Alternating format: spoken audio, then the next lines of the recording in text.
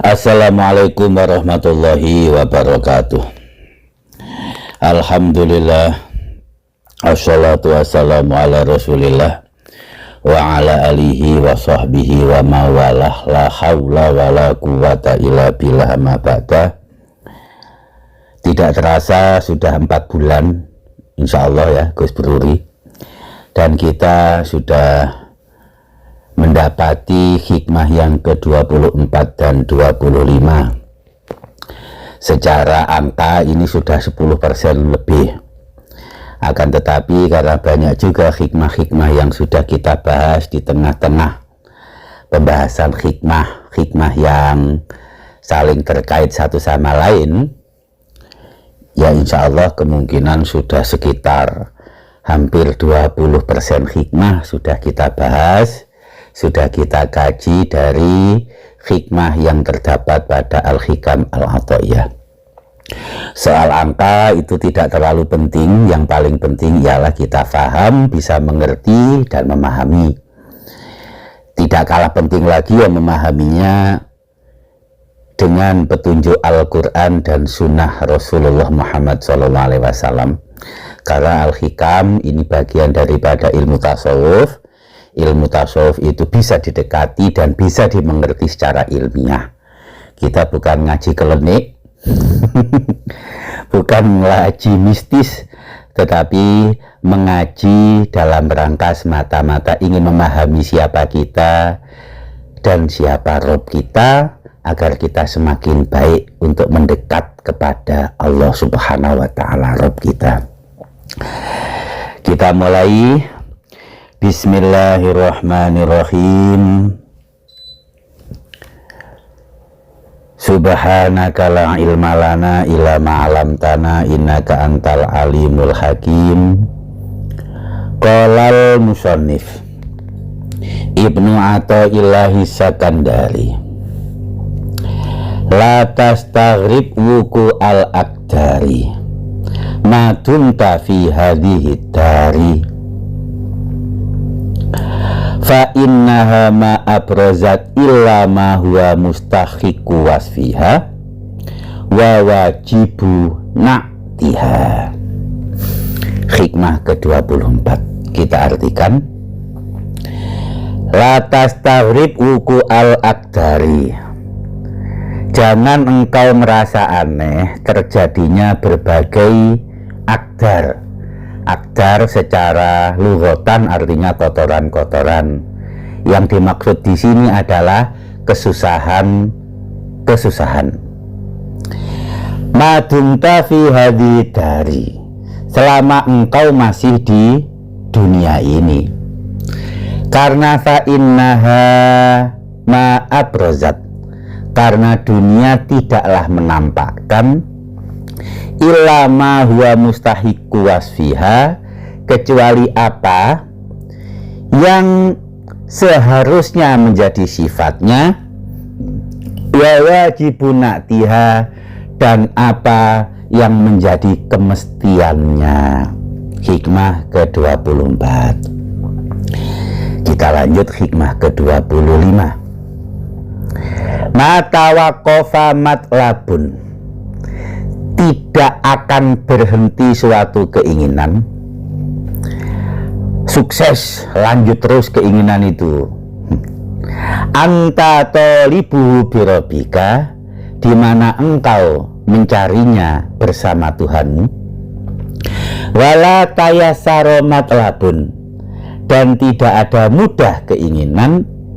Anta tolibuhu binafsika, apa yang engkau cari hanya bersama dirimu, nafsumu belaka. Baik, inilah hikmah ke-24 dan 25. Mari kita coba untuk memahami, kita mengerti, dan kita analisa melalui apa yang bisa untuk kita mengerti makna-maknanya dari kalamullah dan sunnah Rasulullah Muhammad Sallallahu Alaihi Wasallam. Tentu juga kalam para ulama, hikmah-hikmah para mutasawwifin yang mulia.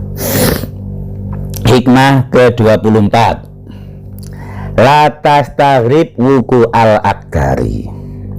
Jangan engkau merasa aneh terjadinya berbagai kekotoran, kesusahan, berbagai hal yang tidak mudah, berbagai ujian ataupun lara-lara yang ada dalam dunia. Nggak usah aneh. Kenapa itu tidak bisa kita anggap aneh? Madumta fi hadhihi dari. Selama engkau hidup di dunia ini, engkau merasai kesusahan, engkau menemui kesulitan, engkau tertimpa oleh cobaan yang berat, itu ya wajar. Sudah seharusnya seperti itu. Karena fa innaha ma abrozat illa huwa mustahiku waswiha. Karena dunia itu tidak akan menampakkan kecuali apa yang menjadi sifat-sifatnya. Wa wajibun na'tiha, dan apa yang menjadi kemestiannya. Naat itu dengan sifat sama ya. Rekan-rekan yang saya muliakan, tidak perlu aneh, kata Ibnu Athaillah Sakandari. Selama hidup di dunia, ketemu dengan ujian, ketemu dengan cobaan, mengalami kesusahan, ada derita, ada lara, sakit, jatuh, terkena bencana, ya sudah seperti itu. Karena itu sesuai dengan sifatnya dunia. Dan dunia tidak akan mengeluarkan apapun, tidak akan menampakkan apapun kecuali apa yang menjadi kemestiannya, apa yang menjadi sifat-sifatnya. Yang namanya api panas, yang namanya es dingin. Tidak usah heran kalau ada api panas, ya karena memang api itu sudah semestinya panas. Gak usah aneh kalau ada es itu dingin, karena api itu semestinya dingin. Seperti itulah dunia. Dunia itu pasti akdar, karena itu memang sifatnya dunia. Rekan-rekan yang saya muliakan, kalau kita tarik dari lughawi atau sisi kebahasaan, dunia itu artinya dana'ah, kotor. Dunia artinya adna, rendah, pendek. Oleh karenanya, apapun tentang dunia pastilah pendek, pastilah kotor. Apapun tentang dunia pastilah sementara, pastilah berisi dengan kesusahan, pastilah berisi dengan segala kesulitan. Itu sudah sifatnya dunia. Kalau di dunia ini ada yang mudah, jika di dunia ini ada yang enak-enak belaka, jika di dunia ini ada yang bersifat menyenangkan dan senang-senang, suka-suka, justru itu aneh. Justru itu tidak sesuai dengan sifat aslinya dunia. Justru itu tidak sesuai dengan apa yang menjadi keharusan dunia itu. Oleh karenanya rekan-rekan, saya ingin memulai hikmah yang ke-24 ini dengan sebuah athar dari Abdullah bin Mas'ud radhiyallahu an. Ad-dunya daru hammin wa ghamin. Dalam riwayat lain, ad-dunya darul ghumum, gitu ya. Dunia itu tempatnya susah, dunia itu tempatnya lara.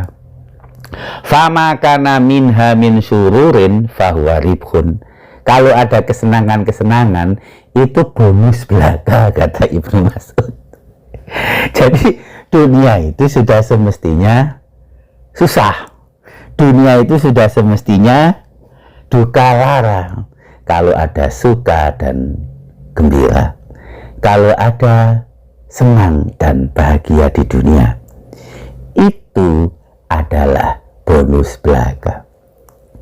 Saya akan lanjutkan dengan perkataan mulia dari Ja'far As-Shadiq.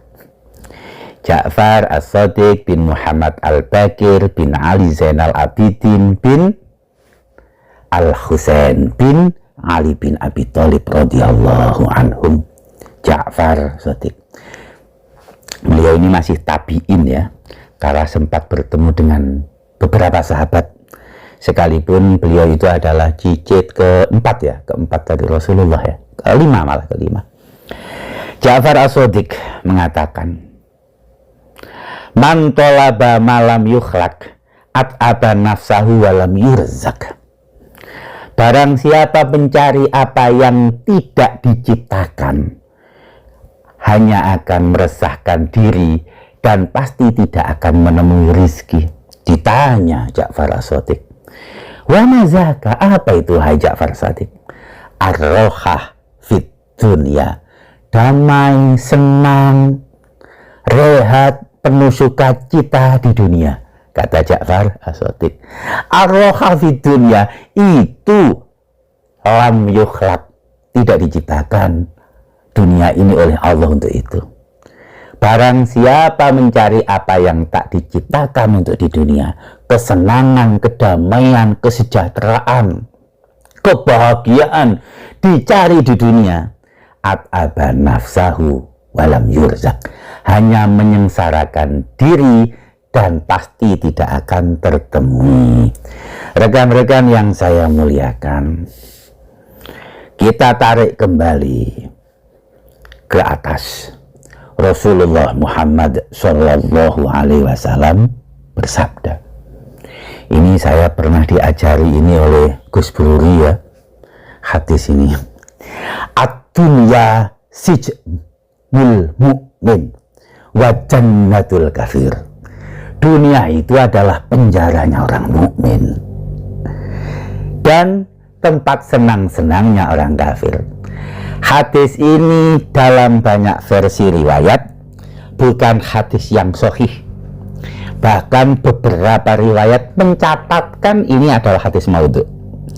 Akan tetapi hadis ini menurut versi dari Imam Muslim dan Ibnu Hibban, bukan Akbar Hibban, Ibnu Hibban, itu hadis ini sahih. Dan ini adalah salah satu hadis yang tafarrada Muslim. Hadis ini terdapat dalam Sahih Muslim, tidak terdapat dalam Al-Bukhari. Ad-dunya sijnul mu'min wa jannatul kafir. Dunia itu adalah penjaranya orang mukmin dan dunia itu adalah tempat kebebasannya orang kafir. Qala Rasulullah au kama qala. Sehingga rekan-rekan yang saya muliakan, orang mukmin itu diliputi dan dikelilingi oleh berbagai takalif, oleh berbagai peraturan, oleh berbagai hal-hal yang mesti diikuti, tidak punya kebebasan mutlak hidup di dunia. Nah, begitu.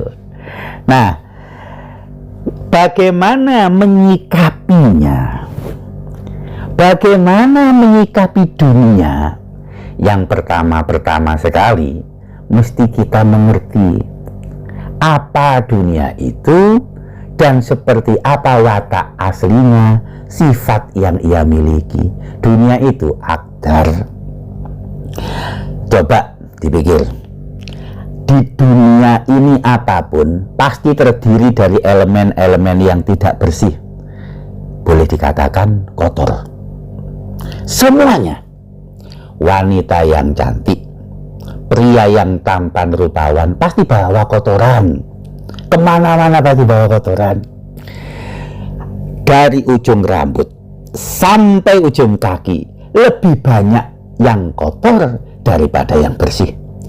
Andai pun ada yang bersih, itu pasti terkena kotoran lagi dan harus dibersihkan lagi kalau untuk mau bersih. Apa?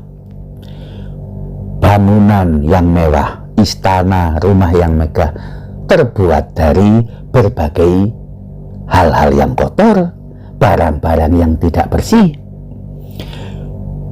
kendaraan yang mewah, yang mahal, terbuat dari bahan-bahan yang tidak bersih. Bahkan makanan yang kita masukkan ke tubuh kita saja itu juga terbuat dari berbagai bahan-bahan yang asalnya tidak bersih. Masuk ke kita akan menjadi kotoran dalam waktu yang cepat. Tubuh yang indah, rumah yang mewah, mobil yang bagus, dan apapun itu juga akan menjadi kotor walaupun waktunya mungkin agak lama.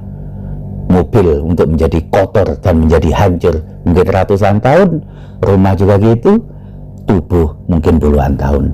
Rekan-rekan yang saya muliakan, secara materi dunia ini terdiri dari hal-hal yang tidak bersih, akdar, kotor.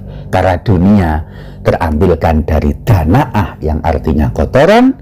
Dunia juga pasti adna, pasti sementara, tidak ada yang hakiki, semestinya sampai nanti abadi, tidak ada.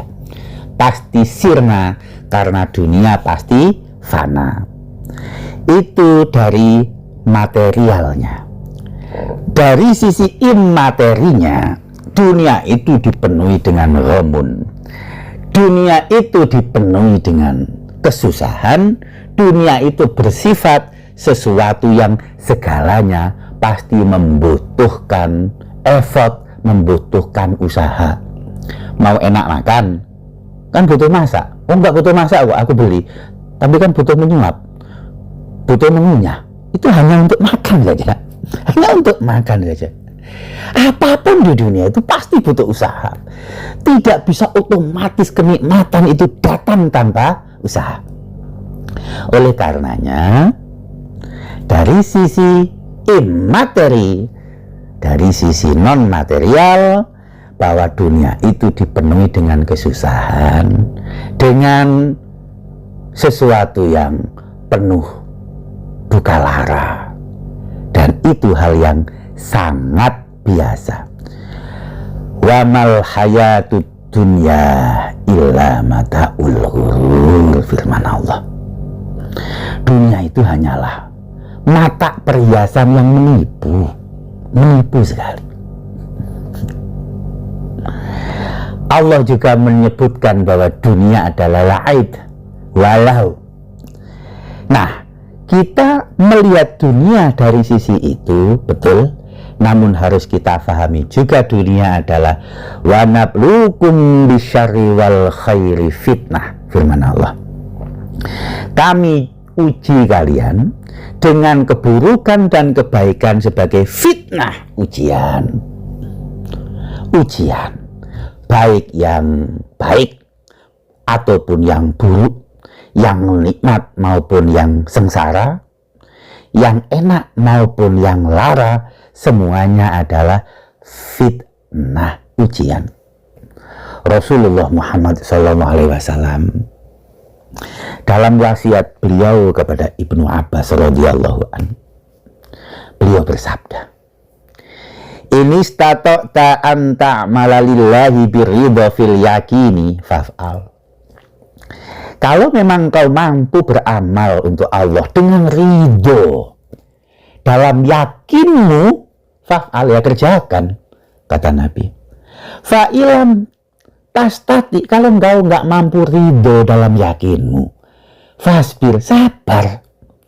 Fa'inna fi sabri ala ma takrahu khairan kasiro, karena dalam sabar dari apa yang tidak engkau sukai ada kebaikan yang sangat banyak. Wa'lam, lanjut Nabi, ketahuilah, inan nasra ma'as sabri, ada pertolongan dalam kesabaran. Wal faraja ma'al karobi, ada keluasan dalam ujian. Wal yusra ma'al usri, dan ada kemudahan bersama kesulitan. Masya Allah, Rasulullah itu kalau bersabda jawami'ul kalam.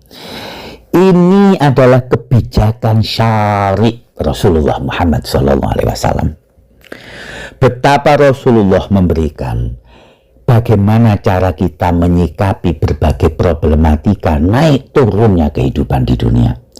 Kalau engkau bisa melakukannya secara yakin dan ridho, ya kerjakan.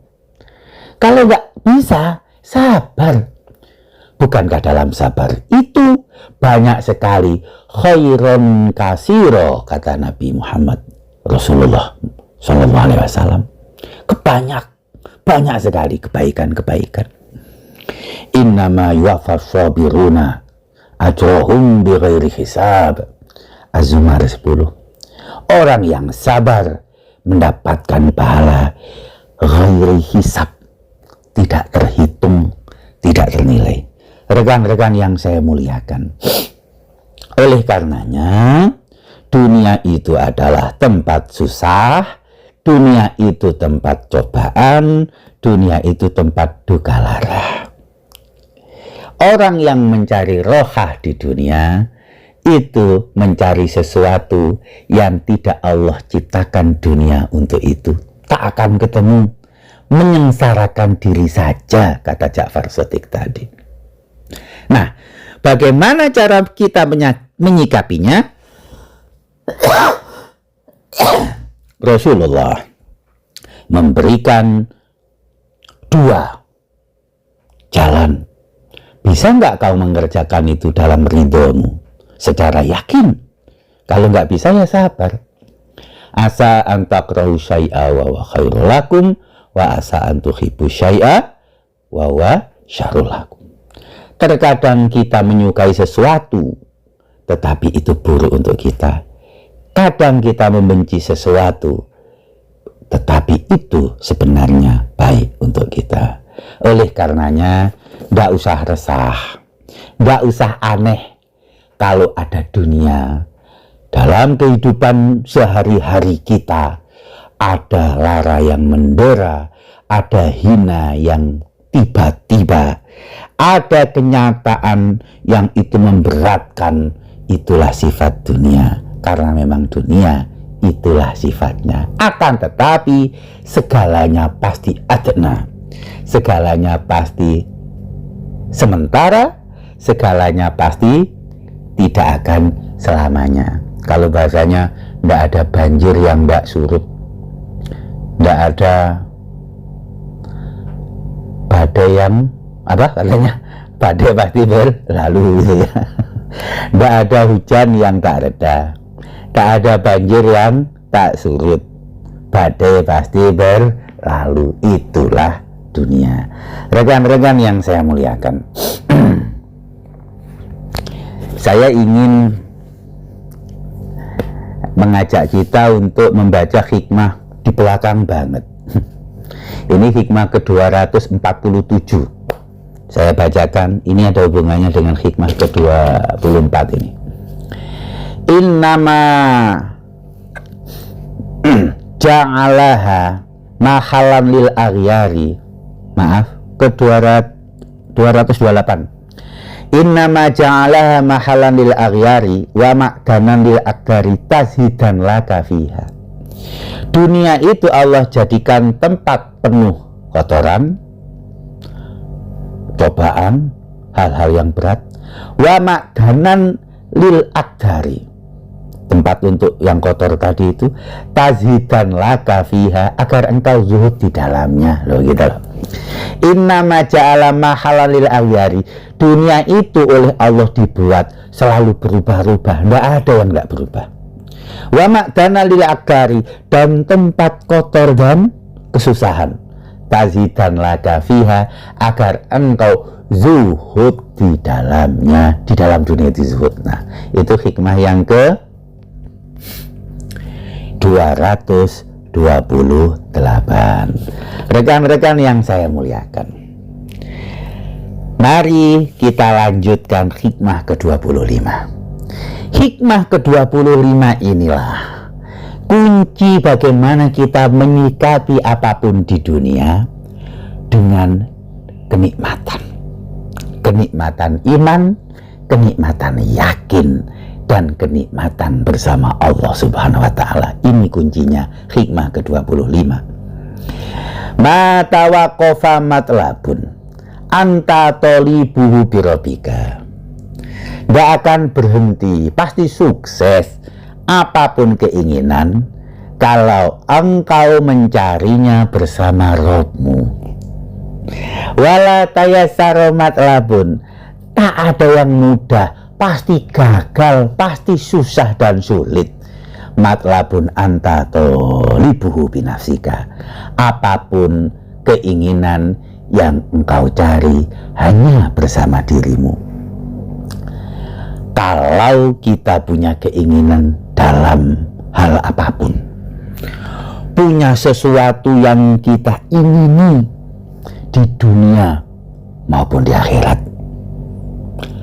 sesuatu yang sifatnya materi maupun imateri, kita ingin apapun, pasti berhasil, pasti tercapai.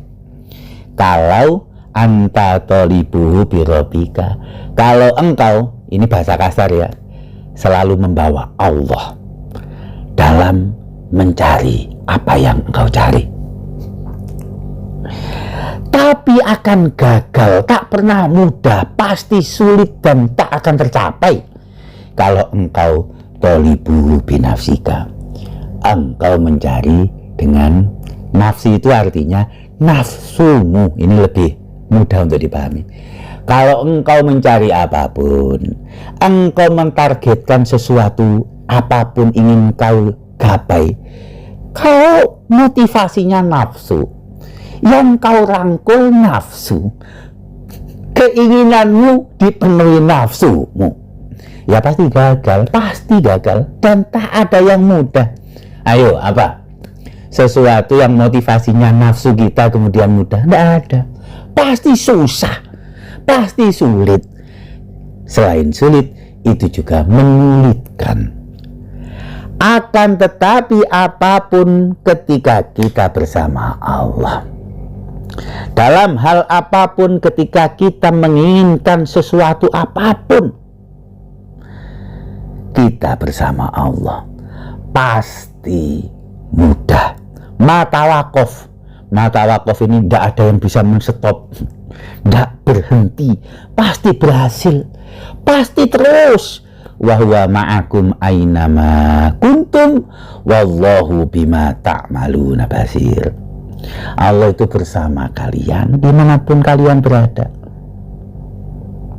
dan Allah Maha tahu terhadap apa yang kalian kerjakan, sekaligus Maha tahu apa yang kalian inginkan.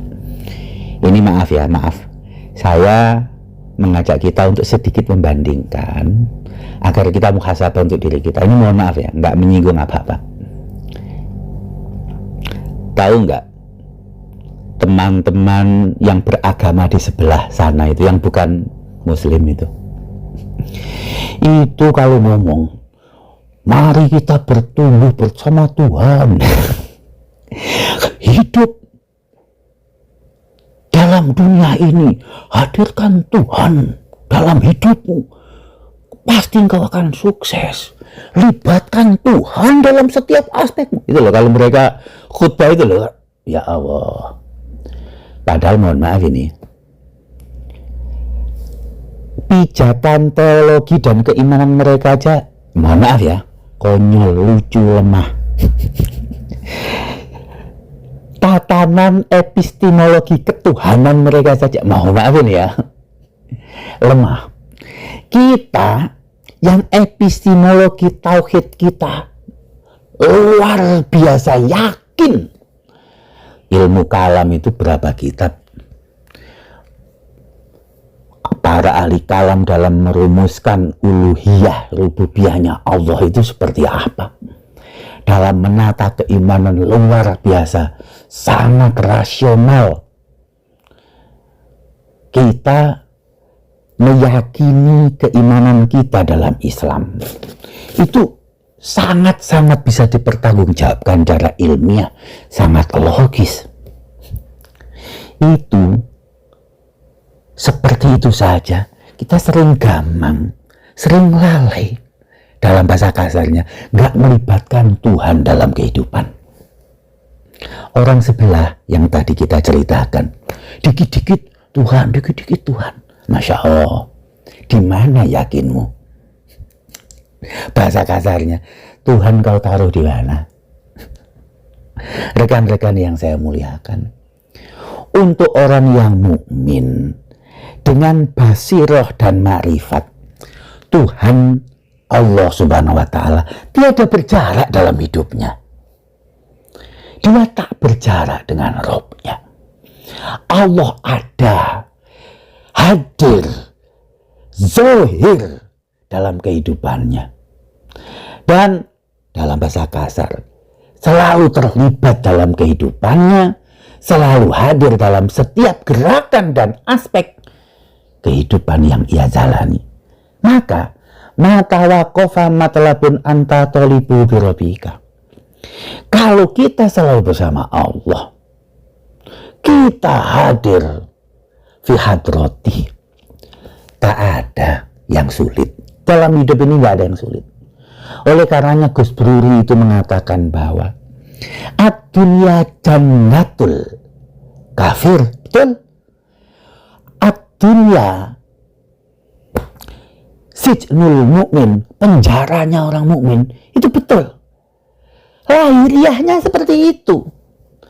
Tetapi rohaninya bebas. Ini sekedar ilustrasi saja. Mohon maaf ya. Orang-orang hebat itu, mereka kan larger than life. Hidup mereka itu lebih besar dari kehidupan. Kalau bahasa Inggrisnya larger than life. Kehidupan mereka, jiwa mereka itu lebih besar dari kehidupan mereka sendiri. Mereka itu punya kebebasan dimanapun mereka berada. Kita contohkan. Imam As-Sarkhosi, salah satu ulama Hanafi yang terkenal itu, punya kitab Mabsut.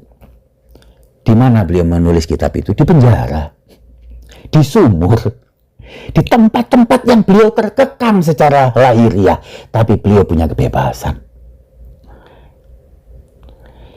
Kita contohkan lagi, seorang ulama kita, Hamka Haji Abdul Malik Karim Amrullah, di mana beliau menyelesaikan kitab Tafsir Al-Azhar di penjara Megamendung. Ketika beliau dimasukkan bui oleh Bung Karno, ketika beliau sakit, terpapar di rumah sakit, orang-orang yang mukmin sejati, jasmaninya terpenjara di dunia, tapi rohaninya lebih besar dari kehidupan, melampaui dunia. Dan itu yang dikatakan oleh Ibnu Atta dalam hikmah yang ke-247. Innama wasa'akal kaun min haitsu jasmaniyatu. Dunia ini memang muat untukmu secara jasmani, tapi walam yasaka, dunia ini tak akan memuatmu min haitsu thubutu rohaniyatik, dari rohanimu. Rohaninya orang mukmin melebihi besarnya dunia. Rohaninya orang mukmin tidak terkekang oleh penjara dunia. Rohaninya orang mukmin lebih besar dari kehidupan itu, tidak terkekang dan tidak terpenjara oleh apapun. Rekan-rekan yang saya muliakan,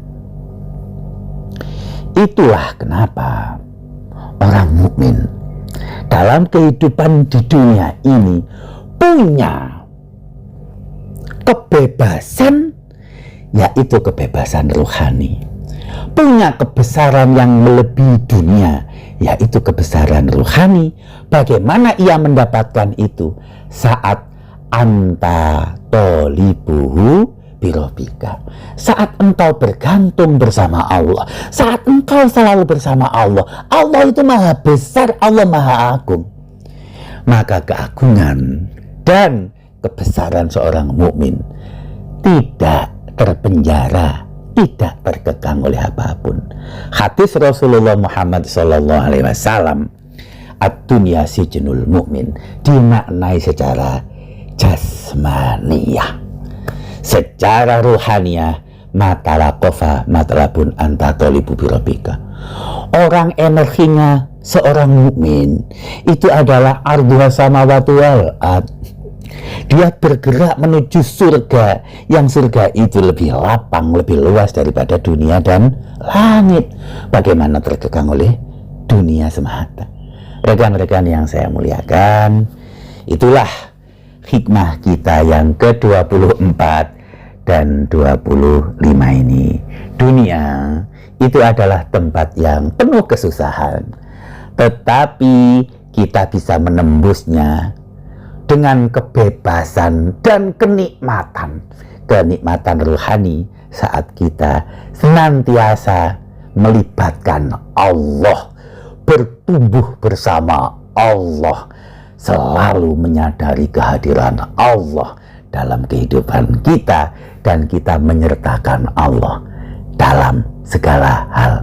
Mohon maaf, ini bahasanya saya mungkin agak gharib ya, ini bahasanya orang sebelah itu. Tetapi biar kita yakin bahwa iman kita itu lebih bisa dipertanggungjawabkan dibandingkan iman siapapun, karena iman kita itu adalah memang iman yang benar, iman yang tepat, dan iman yang sesungguhnya. Itulah rekan-rekan yang bisa saya sampaikan. Kurang khilaf dan salahnya saya mohon maaf. Alafa minkum, ihdinas siratal mustaqim. Assalamualaikum warahmatullahi wabarakatuh.